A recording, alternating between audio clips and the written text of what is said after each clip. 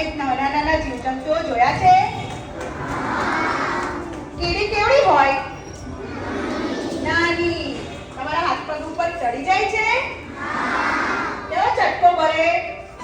Cheese પાડો ને. ચલો કીડીનું એક જોડી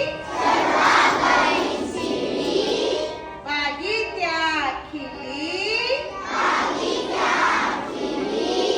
પકડ થઈ ઢીલી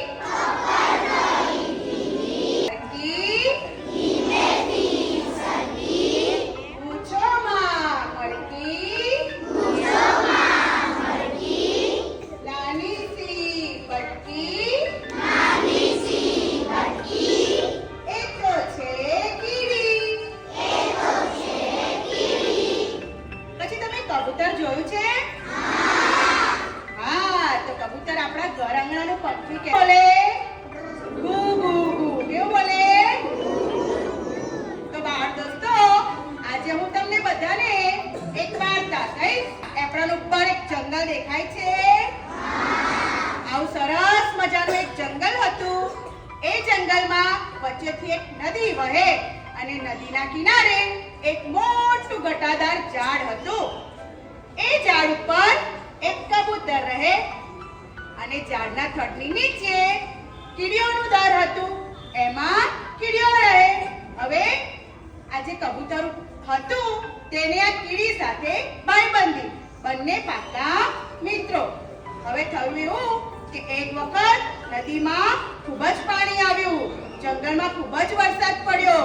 કીડીબેન તો ઝાડ આગળ આ રીતે રમતા હતા. ત્યાં તો એમને નદીમાંથી પાણીની છાલક વાગી અને પાણીની અંદર આ રીતે તણાવવા લાગ્યા. અને કબૂતર ક્યાં બેઠું હતું? ઝાડ ઉપર. તેણે ઝાડ ઉપરથી જોયું કે કીડીબેન તો તણાઈ રહ્યા છે. એટલે તો યુક્તિ વિચારવા લાગ્યું કે હું શું કરું? કીડીને કઈ રીતે બચાવું? તો કબૂતરે શું કર્યું? તો ઝાડ ઉપરથી સરસ મજાનું એક પાંદડું તોડ્યું અને કીડી જ્યાં તણાતી હતી ત્યાં પાંદડું ફેંક્યું. તો કીડીએ શું કર્યું? ધીમે રહી અને આ રીતે પાંદડા ઉપર ચડી ગઈ. પછી કબૂતરે પાંદડું ચાંચ વડે પકડ્યું અને કિનારા ઉપર તેને મૂકી દીધું અને કીડીબેન બચી ગયા. પછી કીડીબેને કબૂતરનો આભાર માન્યો. ઘણા દિવસો થયા. પછી એક વખત કબૂતર ઝાડ ઉપર ઊંઘતું હતું. ત્યારે એક શિકારી આવ્યો. એ શિકારી છે ને તો એ કબૂતરની સામે નિશાન લગાવતો હતો. પણ એટલામાં ત્યાં નીચે રહેલી કીડીએ જોયું કે તો નિશાન લગાવી રહ્યો છે અને કબૂતર તો ઊંઘતું હતું. તો કીડીએ વિચાર્યું કે હું શું કરું તો કબૂતરને બચાવી શકું? એની પાસે જાઉં, એને ઉઠાડું કે બૂમો પાડું? પરંતુ વિચારે છે પછી કે ના ના, તો ઘણી બધી વાર થઈ જશે. એટલે કીડીએ એક ઉપાય કર્યો અને એ તો ગઈ શિકારી પાસે અને શિકારીના પગ ઉપર ધીમે રહીને ચટકા ભરવા લાગી. એટલે શિકારીનું નિશાન ચૂકાઈ ગયું અને તીર તો ગયું પરંતુ કબૂતરને વાગ્યું નહીં અને એની બાજુમાંથી પસાર થઈ ગયું. શિકારીને કીડીએ ચટકા ભર્યા એટલે શિકારી તો ઓ બાપા ઓય ઓય કરતો ભાગી ગયો અને તીરના અવાજથી કબૂતર પણ જાગી ગયું અને તેણે જોયું તો શિકારી ભાગી રહ્યો હતો અને કીડી પણ ત્યાં હતી. એટલે કબૂતર તો પછી કીડીબેન પાસે ગયા અને કબૂતરે કીડીને કહ્યું કે શું થયું હતું. તો કીડીબેને માંડીને બધી વાત કરી. તો કબૂતરે કીડીનો આભાર માન્યો. તો કીડીબેન કહે છે કબૂતરભાઈ, એમાં આભાર શું માનવાનો?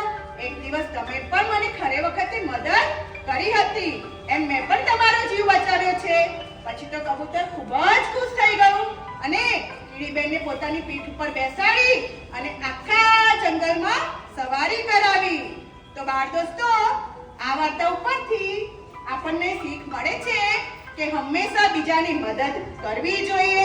સંકટના સમયે તમે બીજાની મદદ કરો ત્યારે તમને પણ બીજા લોકો મદદ કરે છે.